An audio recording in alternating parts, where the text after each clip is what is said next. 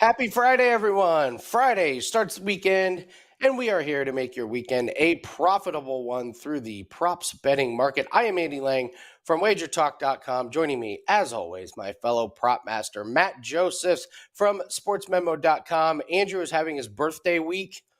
I think we all have. I think we all have that friend who dedicates an entire week to celebrating their birthday. To each their own. I can never do that, Matt, my birthday is December 23rd, so I it's impossible for me to have an actual birthday week. But when your birthday is in July, you can do that. So we're going to break down 4 wide receivers in the NFL. We're going to go over their season totals, whether we like the over or the unders. Matt's going to break down a little bit of MLB props. I'm going to take a look at UFC and Formula One for this weekend. Then, of course, we'll have our best bet. Want to shout out to everybody in the chat. You guys are doing fantastic with giving us suggestions on NFL players to break down. Thank you so much. Keep it up. We want to keep doing this up until NFL season. So leave in the comment section after the show's done recording. Leave in the comment section if you want to leave any tight ends or if you want to leave any wide receivers. I think we've broken down a ton of running backs. So we're going to keep the theme going with receivers. So give us tight ends, give us wide receivers, and what you would like to see from us break down. So, Matt, real quick before we get in that, how's everything going for you? How's MLB? And I don't know, before the All-Star break, do you kind of pull back a little bit, or do you find that there's some much better situations before baseball's break? MLB is a vicious roller coaster. You could have a great couple weeks and then a horrible couple days and then a couple of great days. I mean, it's just really tough because obviously when you're betting props, you're betting on pitchers to do things that you thought they're going to do, and that doesn't always happen. So it's been the typical roller coaster. Had a couple of good days, couple of bad days. So we're just trying to figure some things out. And yeah, as you said, I actually love the All-Star break because it kind of just gets me away from it because it's a grind every day to get up and look over everything as much as we all do when it comes to baseball, and it gives me a chance to do some more college football work as I continue to put together the win total articles that you'll find in the gold sheet in the coming weeks. Great stuff. Cannot wait for Matt's college football articles, and then of course his plays. Just fantastic every year, coming out on top, always near the top of the leaderboard.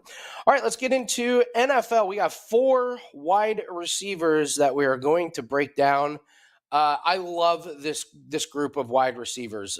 This is by far my favorite group as a whole to talk about, and we're going to start with Davante Adams.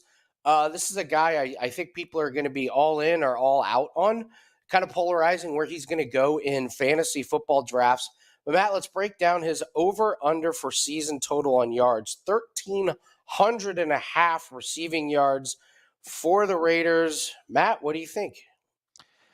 So, I mean, first off, Andy, you got to answer me the question of who's his quarterback. I mean, Jimmy G is injured. We don't know if he's going to be ready for the season. We don't even know if he's going to be a Raider. There was that talk at one point of like they're going to void his contract or whatever. So I don't know who's going to be his quarterback. You look at the depth chart here: Brian Hoyer, Aiden O'Connell, who wasn't bad at Purdue, but he's not NFL ready, and Chase Garbers, who I believe was a Cal quarterback.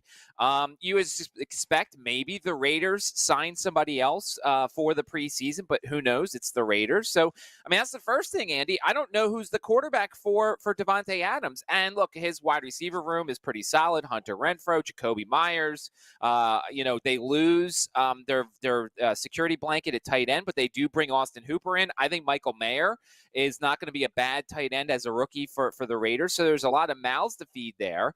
The good thing for him is we know that Josh Jacobs doesn't catch a lot of passes, so it's not like he's fighting with a PPR type running back here. But Andy, I can't make a play on this thing until I know who the quarterback is. And even then, like, Jimmy G doesn't exactly inspire confidence in me.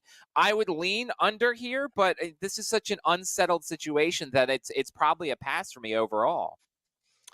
I am so out on the Raiders this year, and you brought it up. It's all about the quarterback situation. I'm going to take what you said. I'm going to even take it a step further and say this is a confident under for me. Let's just say Garoppolo is the quarterback, but he's already hurt. That's not going to get any better. Derek Carr and Jarrett Stidham, they were not scared to throw the ball down deep. And Davante Adams threw that hissy fit in the middle of the season, pretty much saying, throw me the ball more, where we should be taking more chances. So Adams had 180 targets last year, caught 100 balls. And I know I know this is just a different team from last year because of the quarterback, but Garoppolo had an average of 8.6 yards per attempt in 2021 and 7.9 yards per attempt in 2022. I know he was on San Fran, but that's kind of what Garoppolo is. Last year, from Derek Carr and Jarrett Stidham, pass attempts thrown to Davante Adams that averaged 11.8 yards per attempt. So we're going from a quarterback who almost had 12 yards per throw to Davante Adams, and now we're moving to a quarterback who can't even get to 8 yards per attempt. I think this could be the most frustrating season in Davante Adams' career. I could see some really, really strong potential for him giving up and getting very frustrated. If Garoppolo isn't the quarterback, now we're looking at the Brian Hoyers of the world and that kind of thing. No matter who's the quarterback, I think it's a downgrade from last year. I think this team's going to be a complete mess. And I mean, if you're playing the Raiders, your opposing team, you have two jobs. Slow down Davante Adams and slow down Josh Jacobs, and it should be a cakewalk for you. So I'm out on the Raiders completely. Davante Adams is a pretty clear under for me at 1,300.5 yards. I think we both like the under on this one. This next guy, I'm terrified as a Colts fan that now I get to see Calvin Ridley and Trevor Lawrence twice a year now. His number is 900.5. The books couldn't quite get to 1,000 yards. What do you think of Calvin Ridley here? Jags, obviously a team that's on the rise. Calvin Ridley should help that offense a lot, but can he get over 900 yards? I think so. I like Calvin Ridley a lot. I think Calvin Ridley is exactly what this offense needs. I think on a week-to-week basis, especially depending upon the opponent, I'm looking at longest reception over because Calvin Ridley was a guy who caught deeper passes. You look at his average receptions at 15.3 in 2020, 13.7, 12.8. So like he's going to stretch the field a little bit, which I don't think Christian Kirk so much was. I think Christian Kirk was more the PPR guy, and I think he had to do a little bit more because he was the overwhelming number one. You look at the Jacksonville wide receiver room this year: Kirk, Zay Jones, Jamal Agnew, who's another deepish threat, Evan Ingram at tight end. So there's a lot of continuity there for Trevor Lawrence. And it's not like Calvin Ridley was off due to injury. He was off due to stupidity because he was a parlay guy and because he decided to bet on the Falcons too much.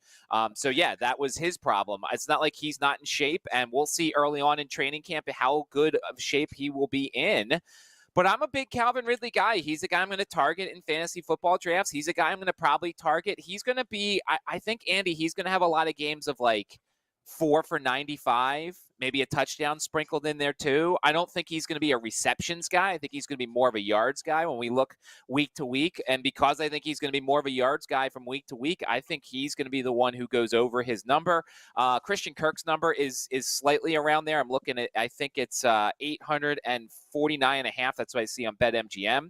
I think he takes a little bit of a hit, but I think Calvin Ridley is going to have a really good season. I may even look at his touchdowns over too, because I just think he's the type of weapon that the Jaguars need to take that next step in their progression.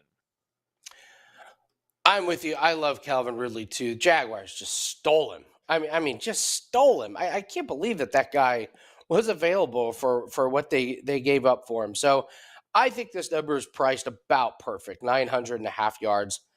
My case for the under is that Lawrence threw for 387 completions for 4,113 yards.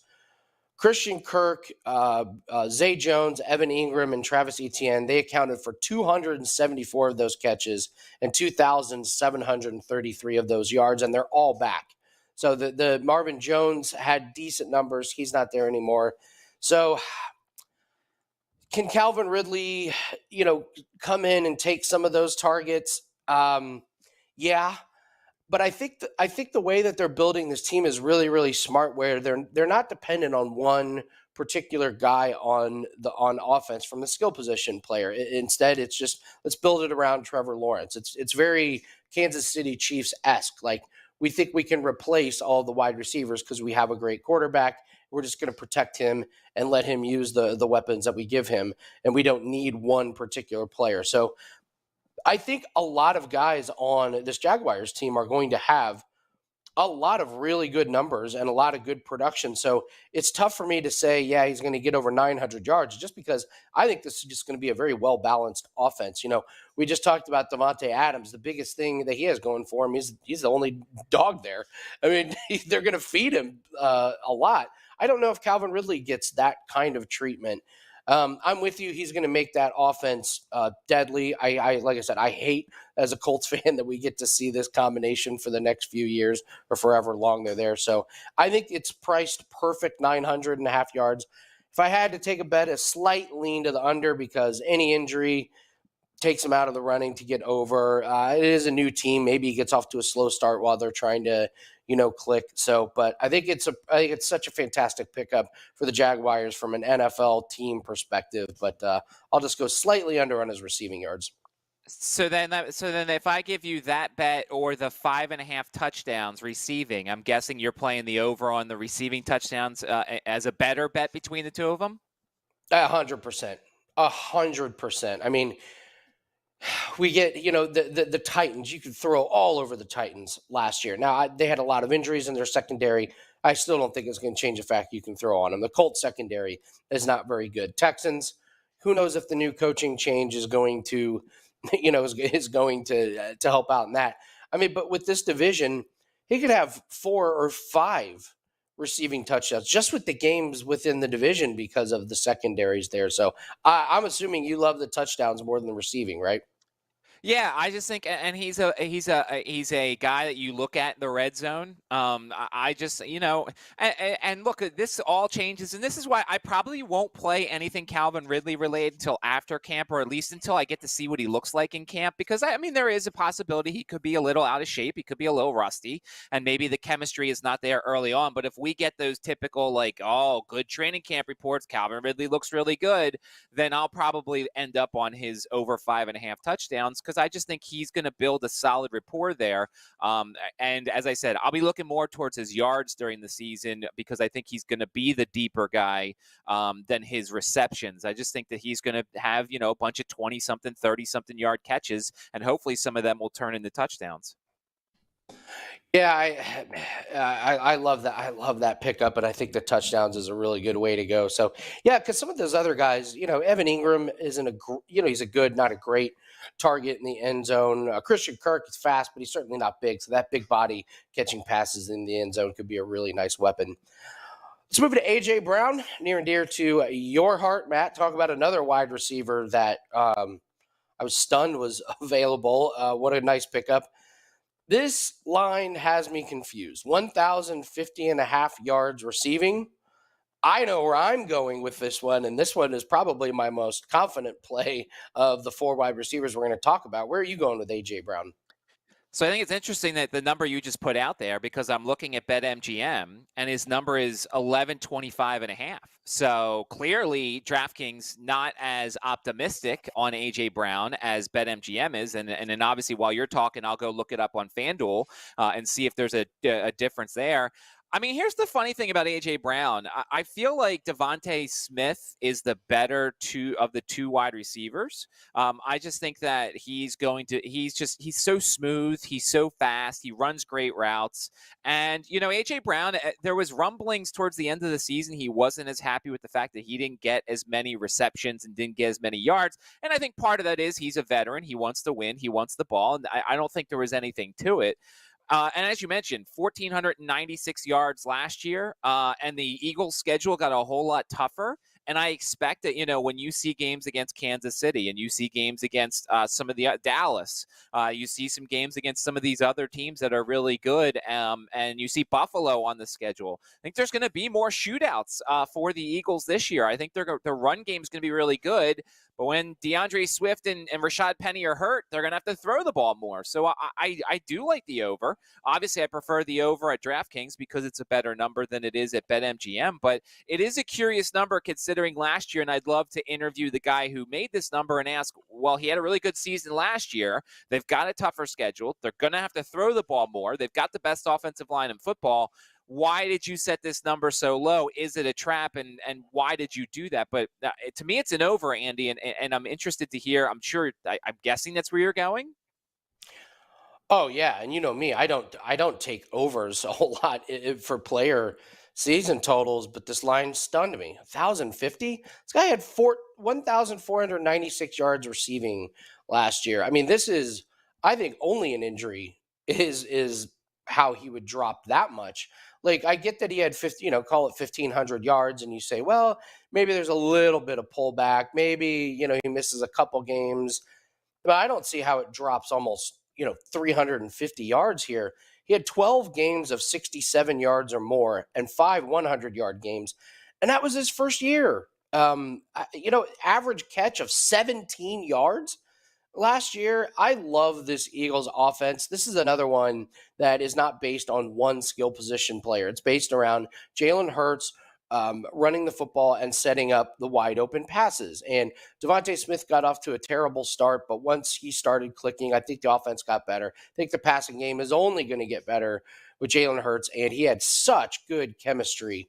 I think this offense is going to be better than it was last year. I do have some questions about the running backs, the situation with DeAndre Swift, and I believe it's Rashad Penny that's there. But I listen. I don't take overs very often. This is my favorite play on this one. I mean, I think you have to have an injury for this to go under. So of all the player props that we've done, this is by far my favorite over, and it's got to be one of the top 3 ones. I think this is actually going to make the official client card. So Matt, were you able to check FanDuel? Yeah, FanDuel has the same as BetMGM, 11.25.5. And so it's just so funny. And I know, Andy, when we do props and stuff, and I'm sure there's certain books you rely on for your UFC and MMA stuff. And like there's certain books that maybe is better for golf and NASCAR for your props. And obviously there's ones that I like more for strikeouts and stuff like that. But I just find it interesting. 75 yards is no joke in terms of a difference here. So this is where we come in and say, make sure you've got a lot of options here, because clearly if you like this over, as Andy and I do, you've got to go and take it at DraftKings before they decide to move it a little bit. But I just think that's very interesting. This is not 1 yard, Andy. This is not, 10 yards. It's a 75-yard difference. That's a game. I mean, that's 75 yards. That's one game of, 4 catches for 70 yards. If you like the over, I don't like when people take middles, but like you said, this is a pretty amazing middle if you wanted to try and roll the dice and get both. But I would just take the lower number and go over it. So I think we're both aligned on that one. Another wide receiver that's moving teams, DJ Moore, going to the Chicago Bears, 800.5 yards receiving. This is a tough one. You got to handicap a bad passing team, but getting a brand new weapon in DJ Moore. What do you like in this one? 800.5 yards, Matt. So there is a lot to consider here, and this was the toughest one of them all. So let's just kind of go over some of the factors here. First off, as you just said, this is a run-based team. This is a run-based team that lost its number 1 running back in David Montgomery. You now have Deonta Foreman. You have Khalil Herbert.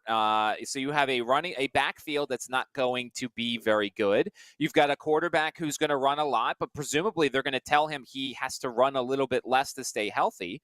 And then you look at a wide receiver room, and look, Darnell Mooney is probably a 2, maybe. Chase Claypool has 1 potential, but hasn't really hit that yet. You've got Equanimeous St. Brown, Dante Pettis. Cole Kmet was a solid safety valve at tight end. Robert Tonyan is another guy there who will be a pretty solid guy. And you look at last year, the number 1 receiver in that group was Cole Kmet, who had 544 yards. And then you look at the Bears schedule. And when you look at the later months in November and December, and I've learned this as I've watched you and Andrew talk about this, when you look at the schedule, 3 of the final 5 games are at home. Against Detroit on December 10th, December 24th, Arizona, December 31st, Atlanta. It's going to be cold. It could be windy. Remember, the Bears have those games, much like Cleveland, where the wind could essentially take out the whole passing game. You might have one of those games where there's just about 60 or 70 yards passing, and that's going to hurt a guy like DJ Moore. Now, the number's really low.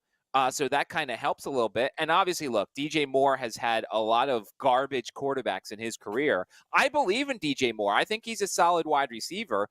I just don't know how he's going to do here, where with potential that there's going to be a game or two that knocks him out due to wind and cold and everything. Andy, this is the toughest one of them all, but I don't really have a feel for this one. What are you thinking? I think he still has a bad quarterback throwing the ball to him. It's a low number, and I'm going under, a little bit confidently. You know, the Chicago Bears have never had a 4,000-yard passer in the history of the entire franchise. It's just, it's not just a team that's built around running. It's like the franchise, the city, just grind it out, run the ball. Justin Fields' average completion last year was 7.1 yards. He only had 2,242 yards passing. Their leading receiver last year was Cole Kmet, the tight end, with 544 yards. I've heard the training camp hype that the Bears have this nice rapport, Fields and DJ Moore. Yeah, that's training camp when nobody's guarding DJ Moore. I think Fields is going to show that he's still inaccurate. The other thing that the Bears did, man, when they ran the ball, and Matt, you know this, they would run the play clock down, and then they'd run the ball. They would fly through the first quarter or second quarter. They would have these long drives that would only result in a field goal, but it'd take 7 minutes off the clock. This is not a high-flying offense where you have a lot of passing opportunities. I just don't think Fields is very accurate. I think DJ Moore is yet again going to be playing under a quarterback that's going to struggle to get him the ball. And I don't believe that Darnell Mooney and Chase Claypool are going to demand coverage to where DJ Moore is going to be able to sneak away. I think teams are going to be able to focus on DJ Moore and try and take him out of that. I don't think Justin Fields gets to 3,000 yards passing. So if he doesn't get to 3,000 yards passing, again, I'm going under here. Matt, you want to talk about touchdowns with DJ Moore? Because I can't take an over in a Chicago Bears passing prop. 4.5 is what I see. And just for reference, for last year, their leader was Cole Kmet at 7. And then Dante Pettis had 3. And then Darnell Mooney and Byron Pringle had 2. And then, of course, you continue on. I want to make a case for over 4.5 touchdowns because, Andy, it feels really easy in a 17-game season. You know, you figure he might have a game where he has 2, and there's going to be a bunch of games where he has 0. But, I want to take over 4.5. But, man, as we just talked about, he better do it by December because it's going to be cold, and he ain't used to this cold. He didn't have to play in this in Carolina. I want to take over 4.5. I don't think I can. I can't get there either. Like I said, it's just how can you? I just taking it over in a Chicago Bears passing offense. Just say that out loud. I like an over in the Chicago Bears passing offense. It hurts to say that. It's like, really, I'm going to put my money on that? It's a passing lead, but it's not a passing team. It's not a passing franchise. Never has been. I think you're playing with fire if you take overs. This is outside of Justin Fields. I guess Cole Kmet. I mean, Matt, if you're playing fantasy football, what Chicago Bears do you want on your team? I don't want any of these wide receivers. I don't want DJ Moore on my fantasy team. I would probably take Kmet if I miss the first 2 rounds of tight ends because obviously he has a solid rapport with Kmet. But the problem was I think Kmet last year, and I'd have to look up his game chart. I feel like there were games where he disappeared too. I mean, he only had 50 receptions in 17 games, so it's not like he was great either. I'm looking here. The first 2 games of the year he was lightly used, and then he started getting used a little bit more. Had 6 receptions against Green Bay in December. Had 5 a couple of times. I expect him to have a little bit of a better year and be a decent option because when it is cold, Andy, you could throw those 5-yard passes to the tight end. I would have to make sure it's a PPR league, though. I'm not relying on him for yards or anything like that. Yeah, 100%. But, oh, man, poor Chicago Bears. So should be a fun year. I will say I can't wait to I hope the Justin Fields rushing numbers props are a little bit lower to start the year because he was on an unbelievable run there towards the middle and end of the season before he got hurt. But those rushing totals over were money. So shout out to everyone in the chat. Morning, Jim. What's up, DT plus points? What's up, Childhood Greats? What's up, Darth Star One? Thanks for joining us. And guys, don't forget, leave in the comments if you want to submit a player that we can break down their season totals. We're looking at wide receivers and tight ends for the next couple weeks. We've already done a bunch of running backs. So if you want to see our thoughts on the running backs, you can look at some of the previous episodes. We're here every Friday. So Matt, we can't pull the comment up, but I do have to say DT plus the points in the chat. He wants to know your mailing address so that he can send you the James Harden and Kyle Schwarber jerseys that you requested. So I'll let you guys talk offline about that. So the NBA is still a thing. I mean, all I know is the Sixers have just added Montrezl Harrell and Pat Beverly. I mean, your team has had a better offseason than mine has. I'm with you. I didn't see it coming, but yes, the Pacers are wheeling and dealing. I mean, that trade they got for Obi Toppin, if you don't know what the Pacers did. So they had a guy in the draft that they wanted, but they knew they could get him a couple picks later. So they moved back in the draft in exchange for 2 second-round picks. So they got 2 second-round picks. They moved back. I think it was only one spot. They drafted the guy they wanted, and then they took those 2 second-round picks and traded the Knicks for Obi Toppin. We got Obi Toppin for free. I mean, that is what a great shot in the dark that cost you nothing. And then getting Bruce Brown, I thought that was a really good one. So the Pacers, listen, we're a very small market team. I know we're not a destination team, but we do have a very good front office that is constantly wheeling and dealing. Being able to get Halliburton on the team. I do enjoy whenever the Pacers are involved in off-season moves. But yeah, you're Philadelphia. Are you done trusting the process, Matt, or were you done years ago on that one?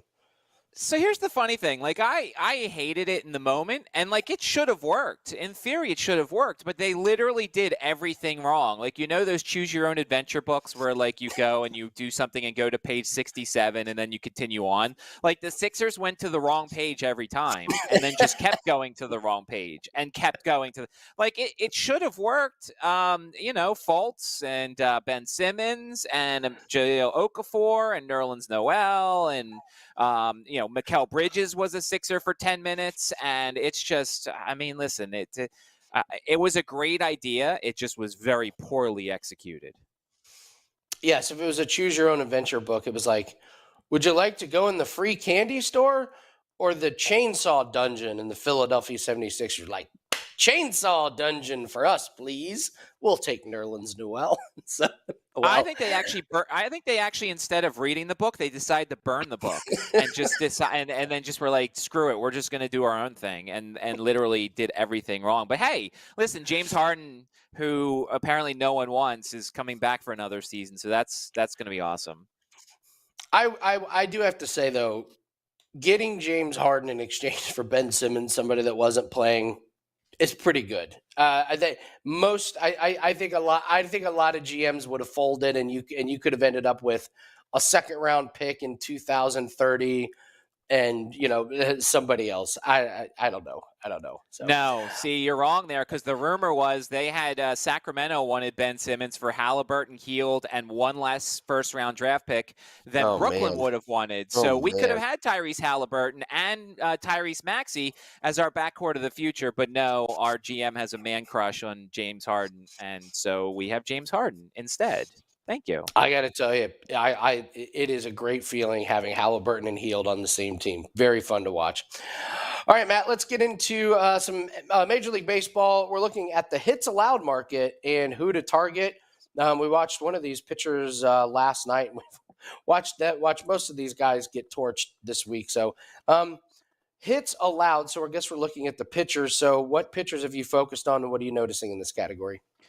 So it's funny. I've noticed that the strikeouts market has become sharper, a lot sharper. I'm finding a lot of days lately where I'm not playing any strikeouts props, and on DraftKings, I mean, I'm not afraid to say it, and BetMGM, they have it as well.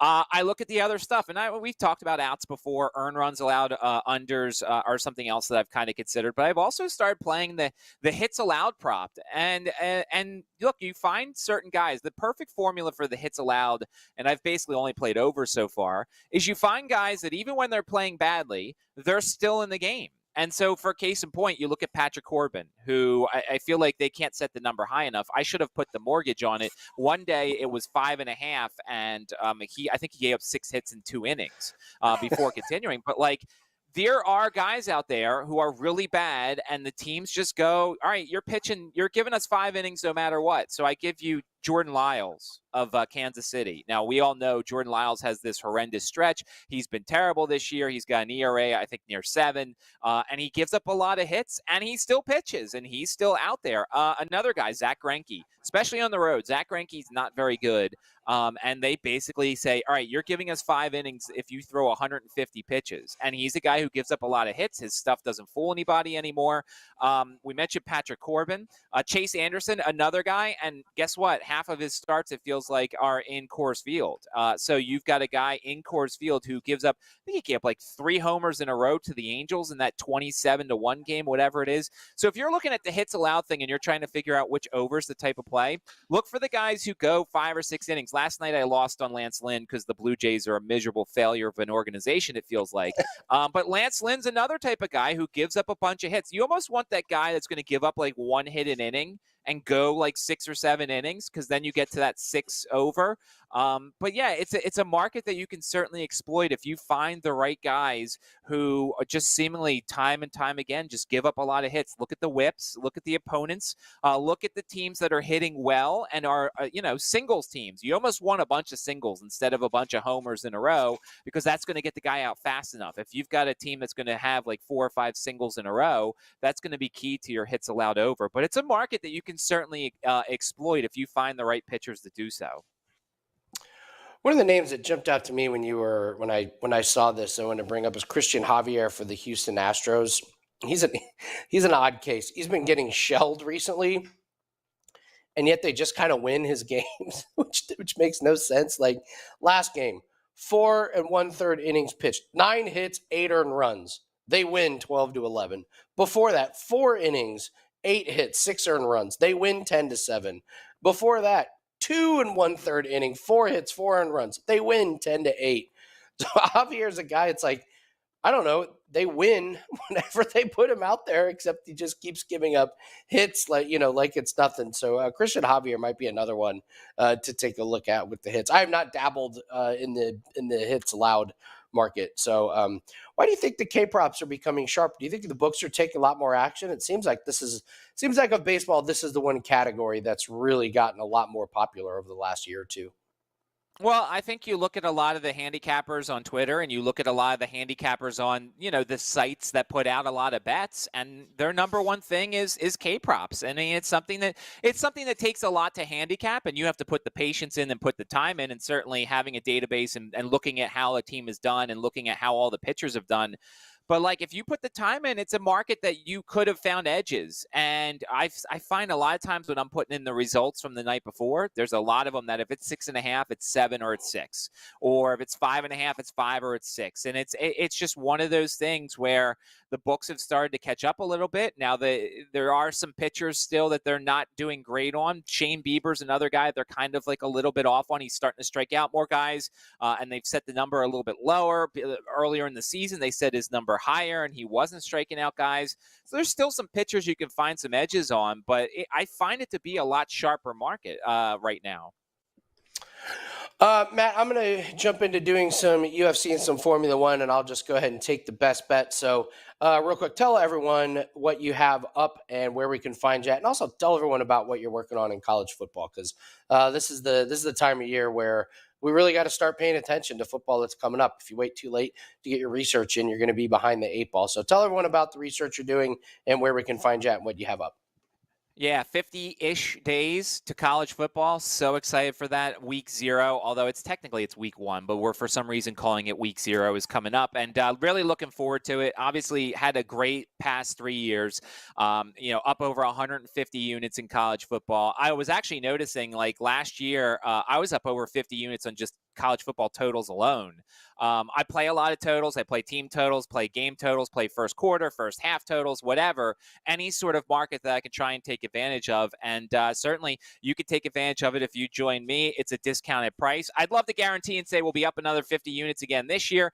I will certainly try my darndest, but we put a lot of work in on a week-to-week basis. The win total articles are doing well. Looking forward to releasing them on Gold Sheet soon. But looking forward to it. Andy, we're doing some baseball for now. Looking forward to that time off coming up with the MLB All-Star break. I will not be giving out any home run derby plays, most likely, Andy. I don't handicap the home run derby. I don't care if it's in bracket form.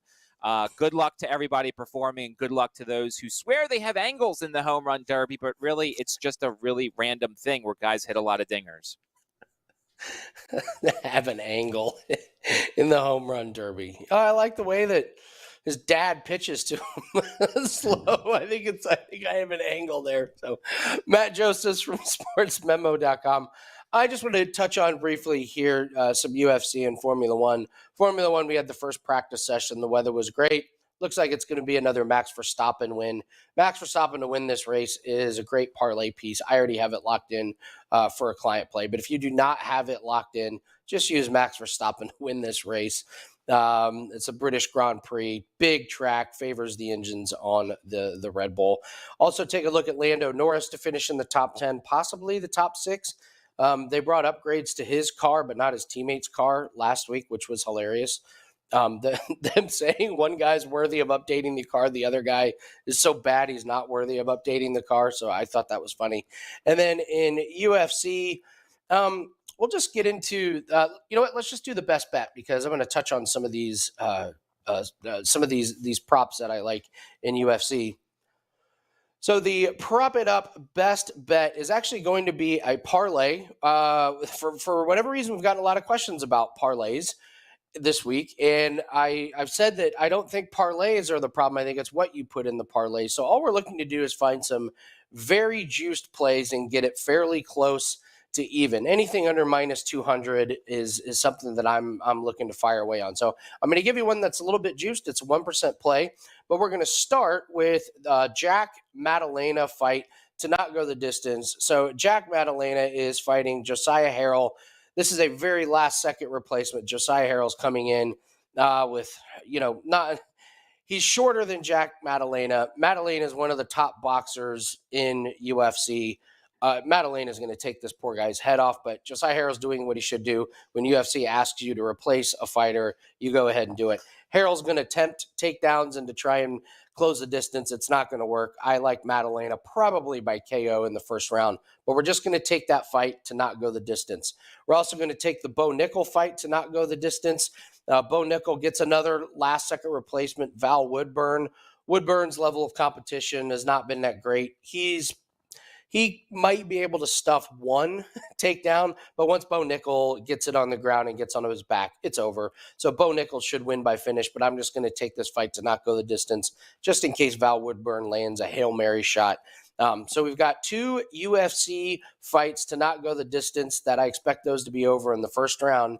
And then we're going to parlay it with the BC Lions on the money line. This is a Canadian football team. They're playing the Alouettes, and the Alouettes have a good record, but it's not that good, or it's not against great competition. Meanwhile, you look at the Lions. The Lions easily won their first 3 games of the year. They laid a complete egg last week against the Argonauts, who are the defending champs. They're at home against the Alouettes, and I think this is a really, really nice bounce-back spot. I think the Lions have them covered everywhere. They're certainly going to fix some of the mistakes that they made last week. I think they win probably by double digits. They're going to be at home against the Alouettes, who I'm not really sure where the Alouettes are going to excel against Lions. So we're taking a look at the Bo Nickel fight to not go the distance, the Jack Maddalena fight to not go the distance. We're going to parlay all those with the BC Lions money line. This is a 1% play. Because it's so juicy, we don't need to put a whole lot on it, but I think that's a good little source to add a unit to your bankroll. Matt, one more thing before we close out. What do you got for us? I'd like to thank Dan Orlovsky for watching the show. He just tweeted 1 minute ago, a tight end I believe is ready for a breakout season finally, Cole Kmet of the Bears. So thanks, Dan, for watching the show. We appreciate that. Thanks, Dan. You're welcome anytime if you want to jump on. Make sure you do your research because you're stepping into some pretty savvy bettors here. But yeah, thanks. Big fan of the show. Thanks, Dan. So, all right, guys, thanks very much. Let's have a profitable weekend. Everyone make sure to wish Andrew a happy birthday week. And we'll be sure to go over some more players. Please leave in the comments any tight ends or wide receivers you would like us to go over for next week. Thanks, everyone in the chat room. We'll see everyone next week on Prop It Up.